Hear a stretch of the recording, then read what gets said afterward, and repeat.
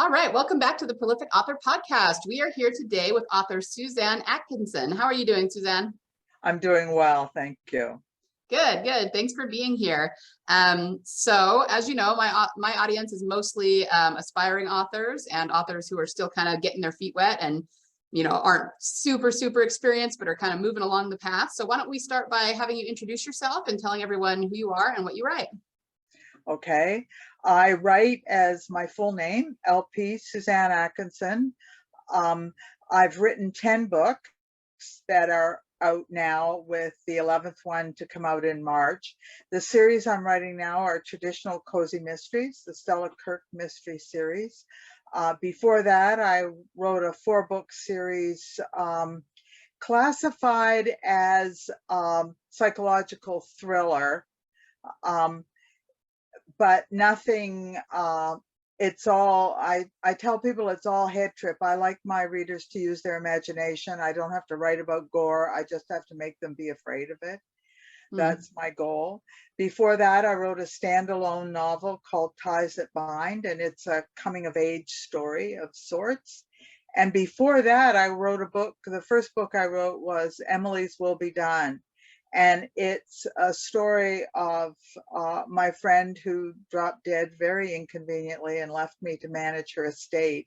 And it's kind of a cautionary tale that you don't know what you don't know. So that little book has done well for a long time now because people like to read. Everybody gets asked to be an executor or gets asked to, everybody has to have a will. So those kinds of things. It's good to hear from somebody else. So that's what I've done. But the cozy mysteries are my favorite. That's what I'm writing now. Yeah, that's quite a body of work. So how did you get into writing to begin with like that first book that you did? Well, the first book I was working, I'm a retired medical and mental health social worker. So I was working in a hospital, and of course this all happened, and I was taking time off, and I was talking to people about the challenges of this particular case, and it was very challenging for all kinds of different reasons.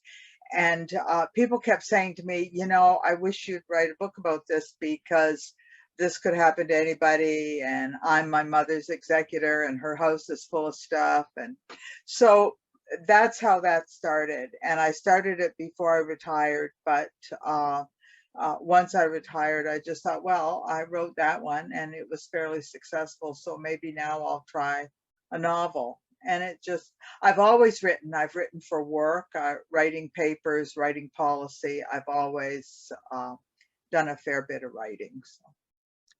Good. Just follow through. Yeah, you did a psychological thriller, but then switched to cozy. So what was it that made you decide to switch? And what is it about cozy that really makes it your jam? I'm a reader of cozies and a watcher of cozies, and so it was something I could study and try to perfect. And that's really what I set out to do. I spent 2 years researching how to write the genre, what was considered, what was the best way to put the genre together, the rules, the regulations, the size, all those kinds of things. And right off the top, I'll say, as a mystery writer, I'm a consummate plotter and planner, which I really believe you have to be to write a decent mystery. You can't let the characters decide what to do. You have to do that. And so it's a genre that suits me and suits my personality. Yeah, no, I would agree with that, because I write crime as well, but I don't write cozy. I write more gritty. But I kind of think the same thing. Like, you have to have maybe more of an element of plotting for mystery than you do for other genres, because you have to unfold it in a sort of way to get to the whodunit. So how do you go about doing that when you're writing, getting the pacing right and figuring all that out? The pacing is very important to me, and I've done presentations about pacing. First of all, you have to decide I'll just use the cozy genre because that's where I'm at. Yeah, but for sure. Generally speaking, the books are 60 to 75,000 words. I go towards the higher end of that. It always takes me longer to say things than somebody else maybe. But so then, 24 chapters, 3,000 words a chapter, 3 scenes in a chapter, 1,000 words a scene. So let's start with that. And then you don't have to be, you can be flexible. A scene can have 1,200 words or it can have 800 words. You can have 4 scenes instead of 3, but you have to start with a plan, because during that book, you are going to go from creation of the characters, you're going to go through the conflict moving into position. You have 3 acts. You want a reaction, a realization, an action, a renewed push. They all have so much time for you to get that accomplished for your protagonist. And then the final scene, of course, which is recovery and confrontation. So everything has to move at a certain pace. Lots of writers talk about getting stuck in the mushy middle. Well, if you go through and you have so much percentage and every scene is plotted as to what it has to contain, you're not going to ever have a mushy middle. Interesting. So I believe very strongly in 3 acts and keeping it, keeping the reader engaged. Every scene has kind of a hook and a cliffhanger. And the whole book, of course, starts with a hook in the very beginning. Something in the very beginning that your reader will go, what? Yeah. I want to know. So I'm very particular about those kinds of things. Yeah, I actually really like that you talk about pacing in terms of the different or relatively the same lengths of scenes, because most people talk about pacing in terms of action and, sometimes the way the scene turns and things like that. But do you find then if you don't adhere to at least relatively, the same length and scene, like you said, you can go over or under by, a little bit of flexibility. Right, you have to be flexible. But if you were to have, really chunky, like 7,000 words here, 1,000 words here, does that screw up the pacing in your experience? In writing it, it does for me. Okay. It does for me. A 7,000 word scene would bog me down. But the other thing I'm thinking about is I'm thinking about my reader on the bus on the way to work. She can read a couple of scenes. My reader is someone from 30 years old, probably a woman, up to retirement age and better. But you can get on the bus and read a couple of scenes. You can curl up in bed at night, read a couple of scenes. You can stop and have tea in the afternoon and read a couple of scenes. You don't want your reader to get stuck. So I'm quite reliable to my readers. And I say women between these ages, but the most mail I get is from men. I don't know why. But it's men who have the courage or the interest to write and ask a question. And Interesting. Men always want to know what's going to happen in the next book. It's really funny. I don't know. Maybe we could say they're slightly more impatient or something. Yeah, maybe. Or brave enough to ask. Yeah. That's so Women funny. aren't quite that brave. But the books, in order to be commercial, I'm not writing a Pulitzer Prize winning book. I'm not writing something that I expect to be made into a series of movies. I'm writing books that people can enjoy the read and look forward to the next one. And that's my goals aren't lofty in that sense. A lot of people write a book expecting it to be a movie next week, and we're not all James Patterson or Margaret Atwood. It's not going to happen. Right. Well, hey, I mean, I would suggest though that your goals, your lofty goals, should be to serve your reader. So in that sense, you really have your priorities right, because if you're trying to aim for something other than serving your reader, you're going to have a hard time getting a book that will actually sell to them. I write to the audience, and you asked me in the beginning why cozies. And I'm one of those readers. So that has a lot to do with it. Somebody said once, you're going to read your book 100 times. You might as well write what you like. Right. So That is an excellent point. Excellent way to put it. So what about the pacing of subplots? Because often mysteries will have, you know, the main whodunit plot, and then they'll have subplots. So how do you weave those in and keep the pacing? um, you need some relief in a book. Writing anything, Shakespeare taught us that there needs to be some comic relief. There needs to be a break from the tension.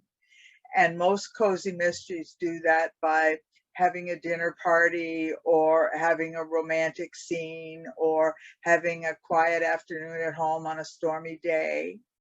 And that's how I move subplots along.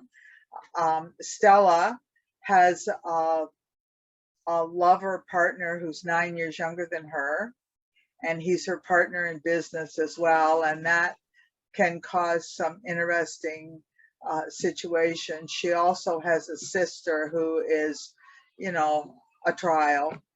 And her staff have interesting characteristics.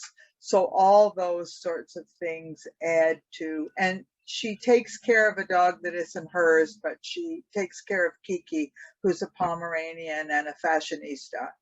So Kiki's always in a sparkly turtleneck or something. And so you have to have those sorts of, we'll call it comic relief, but those sorts of breaks in the tension. Because constantly interviewing people about murder can get boring too. Right. And, you know, just, I mean, for the sake of the hypothetical, obviously you're looking for comic relief because you write mystery. And like you said, it's murder and that sort of thing. If you had someone that was writing something else, like someone who wrote romantic comedy, would you think that their subplot then maybe might need to be more serious or a little darker? It's right. about contrast, right? Right. And the romantic comedy, the person who has an ailing aunt that they go to visit every now and again, that again breaks up the standard feeling you have. Yeah, that's a really interesting way to think about subplots. I really, really like that. So you have a kind of a plotting formula. You were giving us some of your terms. Yeah. So can you tell us more about that? I can go slower. Sure, I can go slower. This was my 2 years of research, but I'll just, and stop me, Liesl, if there's too much. Okay. If there's too much to it. Every book I write starts with a hook. I call that the first 1%. Then you have the first 3 chapters, which are character setup. Okay. So, and in a series of books, the trick is to bring the reader up to speed if it's the first book in the series they've read, but not bore the reader that has been fabulous enough to buy every book and read it in order. So there's a balance there to me. I was going to say, do you have any tricks for achieving that balance? My beta readers, who are very faithful to me, I have 5 people that read all my books before they go anywhere else. And they were the ones that said I should have a list of characters and recurring characters in the front. Because if you look at the name of a recurring character, like Duke Powell, okay, now we know who Duke is. Once we see his name, we remember who he is. Right. And then touching on something from the past. It only needs to be a sentence. It only needs to be a reference. Okay. That's all they ask for. And throughout the book, what I'll do is I'll reference recall brings back another murder.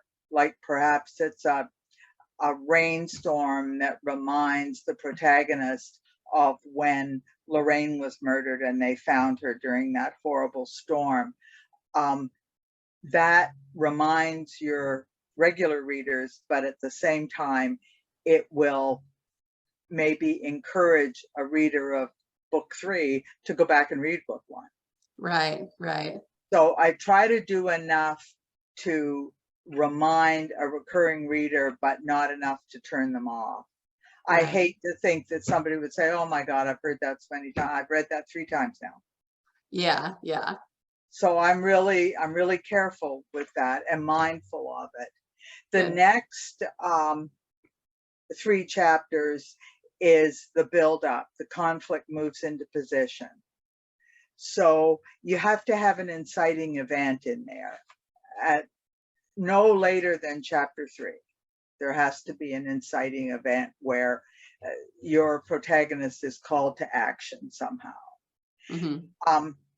Generally, I do that with my hook. The first scene in the book will be the hook, will be the murder, will be the body that's found, will be the person that's disappeared. And then I build up the characters and then go back to what happened. Okay. So that first scene, book 3 of this series, I always use this one as an example, but book 3 starts, she didn't see the blood at first. And then, so Stella finds her friend dead, and that's the first scene. And then you pivot back and do an introduction. How did she end up there? What was the plan? She was going for lunch, blah, blah, blah. And then the police arrive and it goes from there. So the hook can be a short bit, or most of the time with me, the hook is the first scene. Yeah. Because I want to engage my reader right away. Right. So that first plot point is the key event. You know, you find a body or you get a call about the body. One book starts with Aiden, the police detective, who calls her and wakes her up and says, "We've got a body at the hall." And there you go. Yeah, yeah. So then Act 2 is 12 chapters, right in the very middle of my 24 chapter bunch. And you have the reaction, a scramble to understand, talking to all kinds of different people, trying to put things together.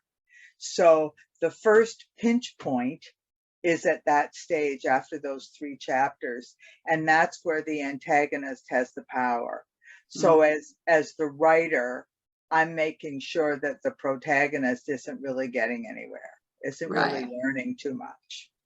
So then we have realization. There's more informed reactions. The protagonist is starting to figure things out. And by this point, you're halfway through the book. So you have a moment of truth.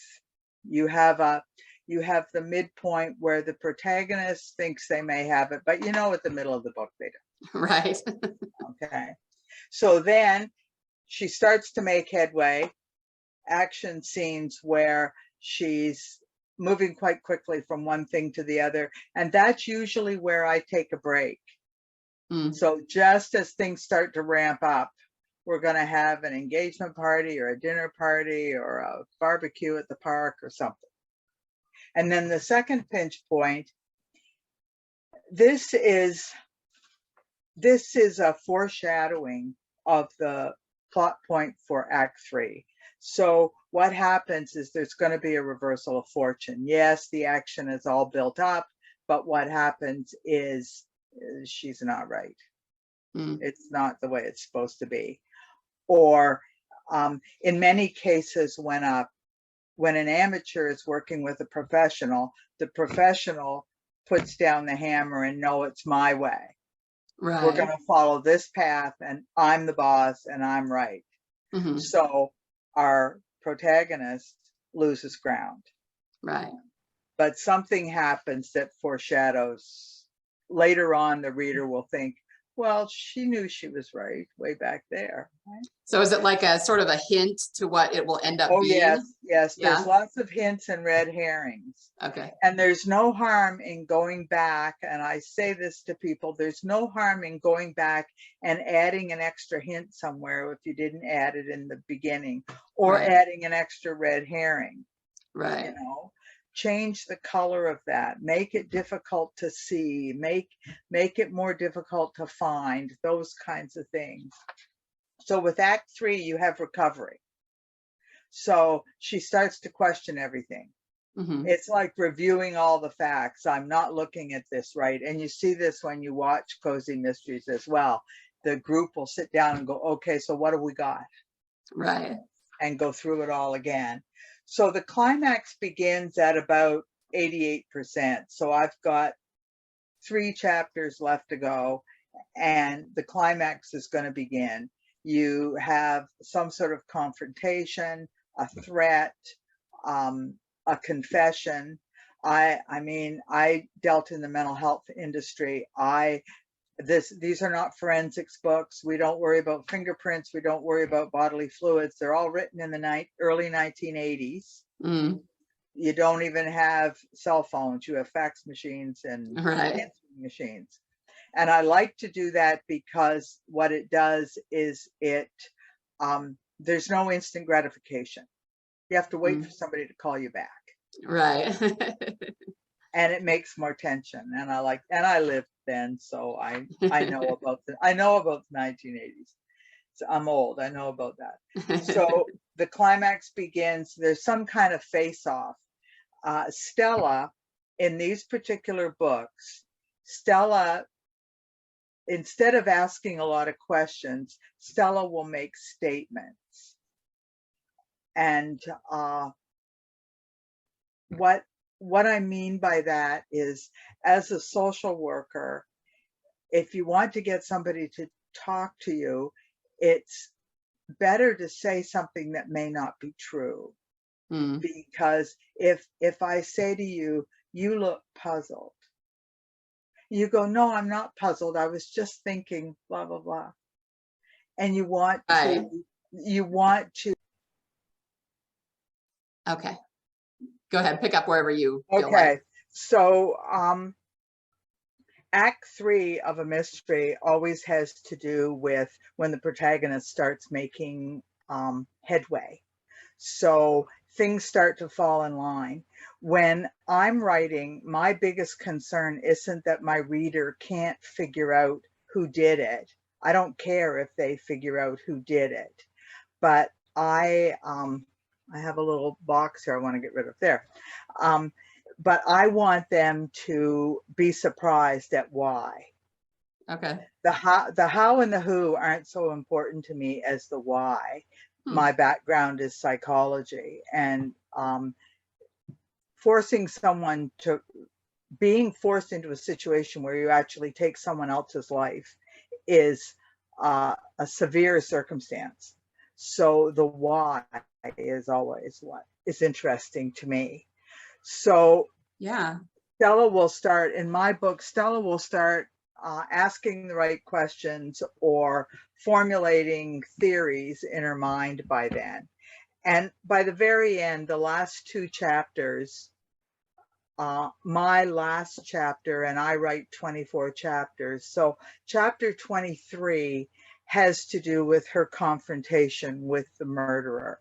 This can be something scary, like her police partner isn't there and she may be threatened, but it can also simply be a traditional interview where she starts ramping up her questions and statements to back the person into a corner. Okay. So that's chapter 23. 24 I always use to set up the next book. 24 is a wrap up. At this point, she can explain to her family and to her friends and to other people who were possibly suspects and persons of interest, she can explain to them what happened and as much of the why as possible if it's not going to court. And then it's a setup for the next situation that's going to come along. I always have a lead in.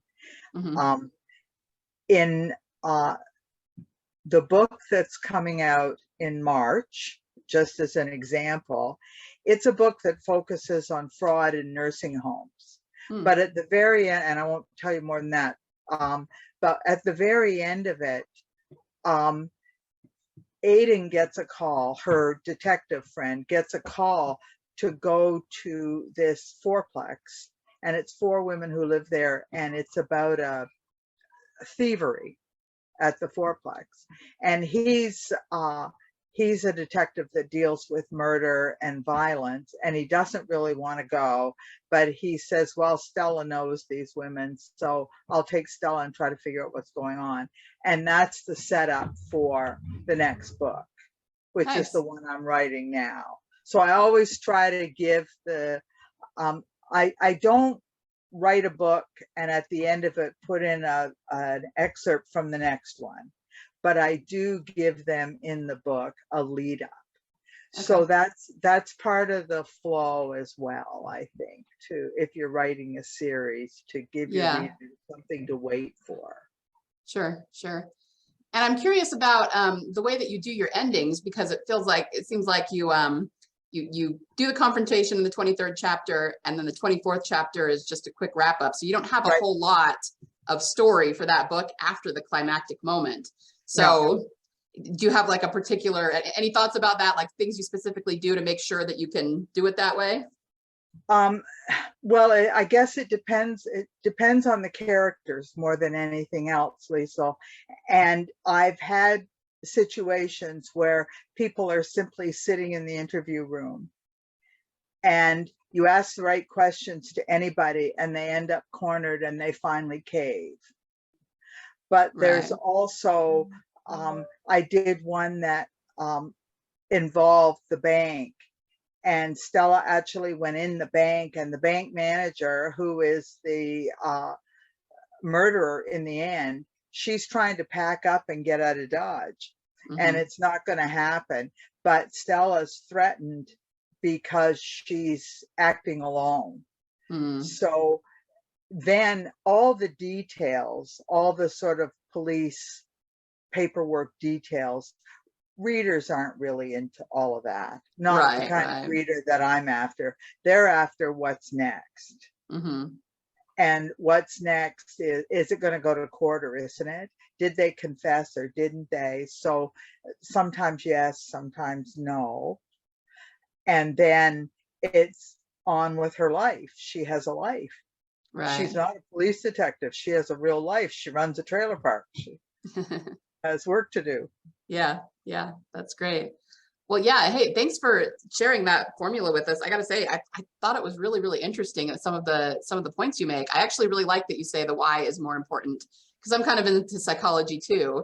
But I actually think, I mean, the whodunit is fun, but in terms of writing a good story, the motivation is always the more central thing. That's how I feel.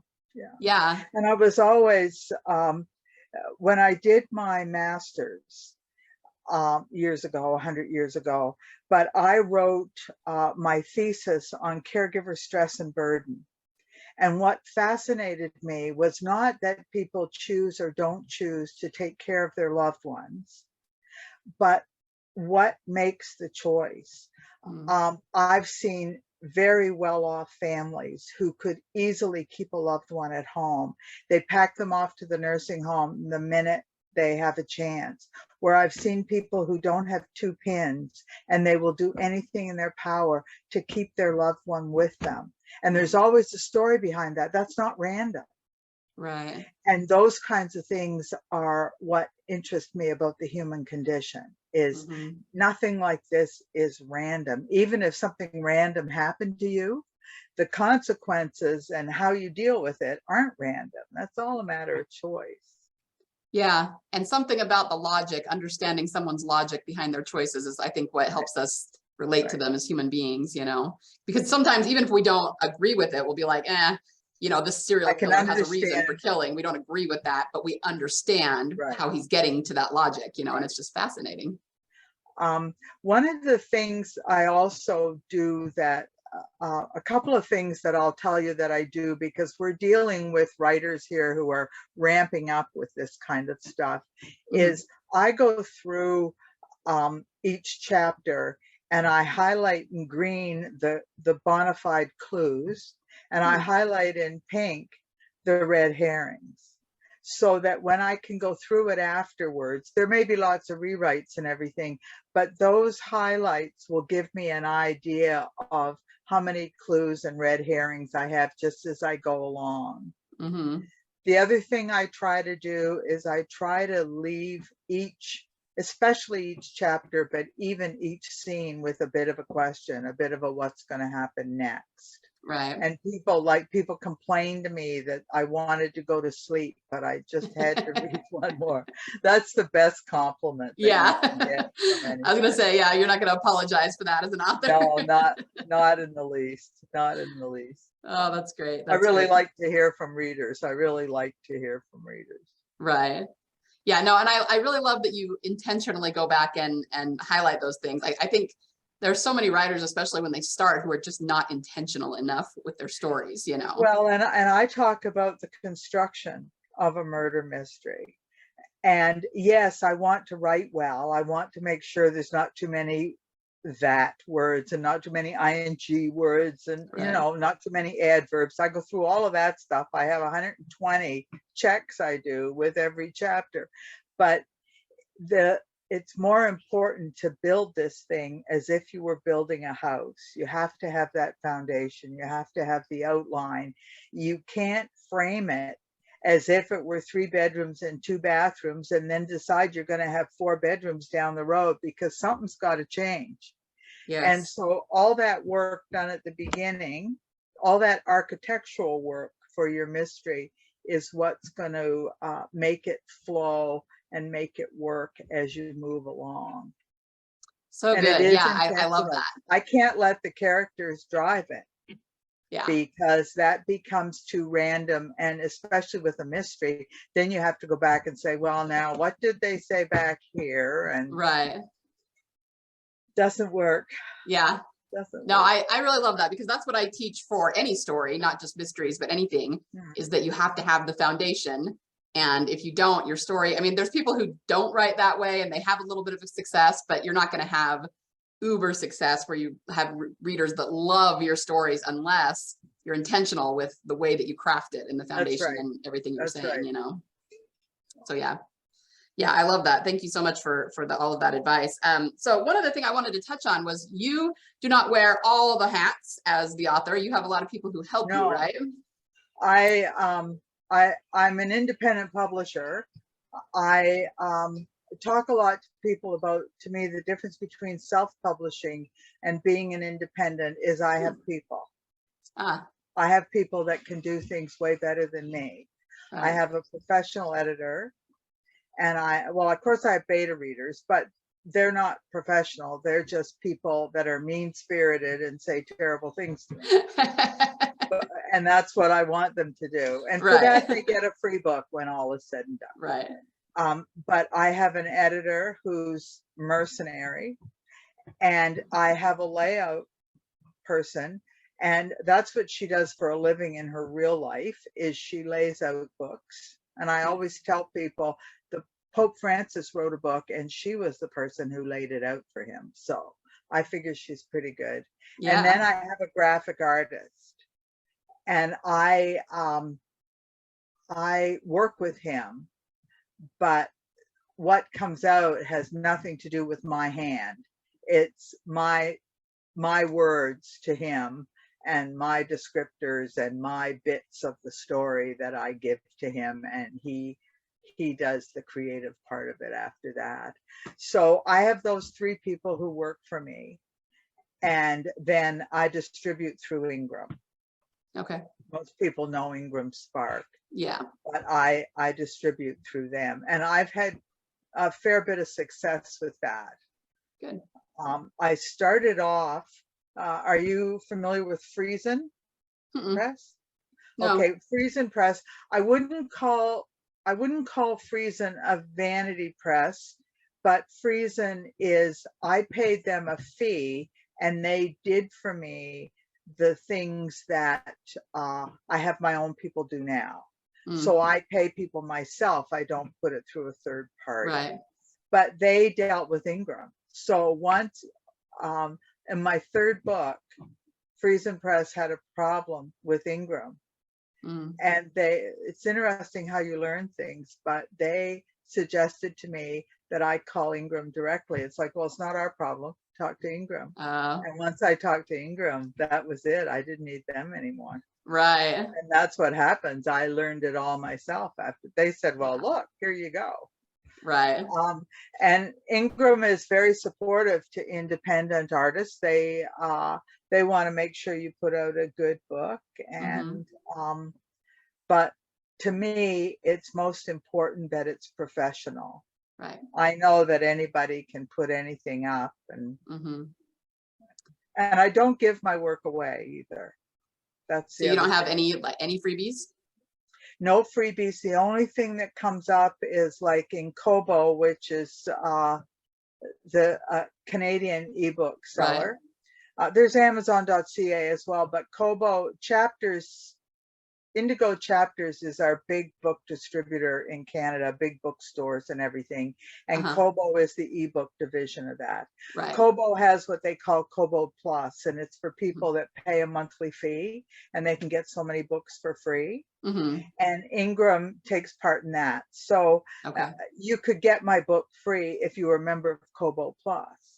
But I don't do any kind of, I'll put this free for so long or anything like. Don't do any of that. So do you have, because most of these books, they don't have to be read in order. Is that correct? You could read them in any order?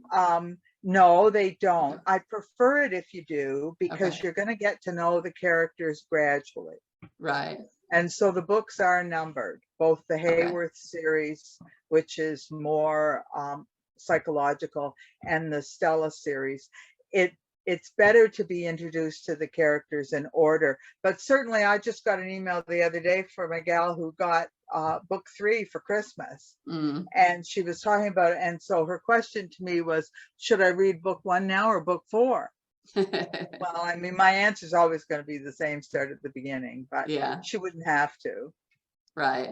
So then if you have your beginning book, I'm just curious about your pricing strategy. Do you have the first book cheaper than some of the other books, or are they like all the same price? They're all the same price. Okay, interesting. Price. And what I've done now that there's 4 in the Hayworth series, so I've bundled books 1 and 2, and I've bundled books 3 and 4. So you can buy in an ebook, you can buy books 1 and 2 together for like the price of 1.5 books. Right. Okay. And now with the Stella series, there's 4, and I've bundled 1 and 2. Okay. So I got my layout person to put them together as a bundle, and then the same thing. I sell them as it's equivalent to buying 1.5 books. So, but the prices aren't high. You see, I sell an ebook. I set the price at $2.99 for an ebook. Okay. So you're going to spend $4.99 for 2 in a bundle.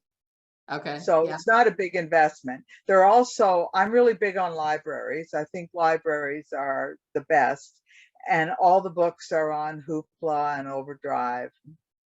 Good. So I promote library use. Yeah. I mean, you get a big, like, I don't know, 20 cents a book. That's what it is. It can add up though, right? But I've said from the very beginning, it's not a matter of how much money I make. It's a matter of being read.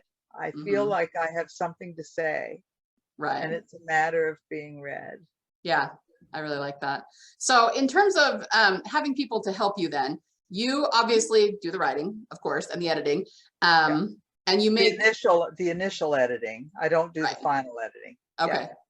But then you, of course, also make executive decisions about the pricing and where it's going to be distributed. Absolutely. But you have other people to do the actual production of the book for you. That's right. And Ingram literally makes the books. And Ingram also does all the posting online. It's across everywhere. If you lived in Finland, you can go into a bookstore in Finland and you can ask them to order my book, and the bookstore can buy it wholesale and sell it to you retail. That can happen anywhere in the world, which is what I wanted from Ingram. Right.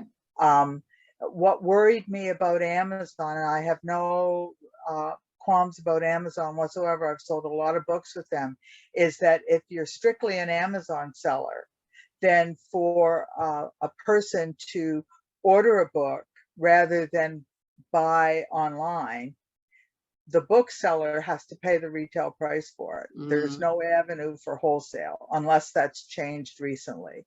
And I wanted it to, now I don't I don't try to get my books in stores. Trying to get like have Chapters or Barnes and Noble or somebody have 25 of your books in stock. I don't think that's worth it. Right. They buy wholesale and they can keep them for in excess of 180 days. You get your royalty, and then they'll decide they don't want them and they can send them all back. Mm-hmm. And you lose your royalty and your wholesale print. So you lose double if they're sent back. Wow. So I just don't see that's something for, Random House and the big publishers to do. For me, if you wanted one of my books and you wanted a paperback version, just go online or go into your local bookstore and order it. Yeah. Big And you deal. use Ingram to distribute to Amazon, right? Absolutely. Yeah. That's okay. right. Awesome. And I buy wholesale from them. So I do book launches and I do private sales and everything. And I buy wholesale from Ingram, and I can have 100 books in 14 days and they're mine, and I can do with them whatever I want. Nice. Nice. So it's worked well for me, Liesl. It's not necessarily what everybody else wants to do, but Yeah. it's certainly worked well for me. Yeah. Well, it sounds like you're using it in a really wise way. And yeah, I'm glad you shared this with us so that people just know that option's out there. I'm sure there's lots of people who think they just have to publish to Amazon and they don't realize there's another way to go about it. No. And Ingram is very good because Ingram does the distribution to libraries. And there's a couple of big outfits in the States, especially, and I can't quote them by name, but they're companies that warehouse ebook programming so that libraries go to them and get the books. So it's the middleman. So when I get royalties, I get it through not by a library, but I get it through these middle companies that download to Hoopla and download to Overdrive. Okay. Yeah. So it's a whole big monster out there. Right. And I like the fact that for $49, I can upload my book to Ingram, and within probably 48 to 72 hours, it's available everywhere. Yeah, that's definitely nice. Yeah. It works for me. That's what I say. It works for me. And there's all kinds of different ways to peddle books, but right.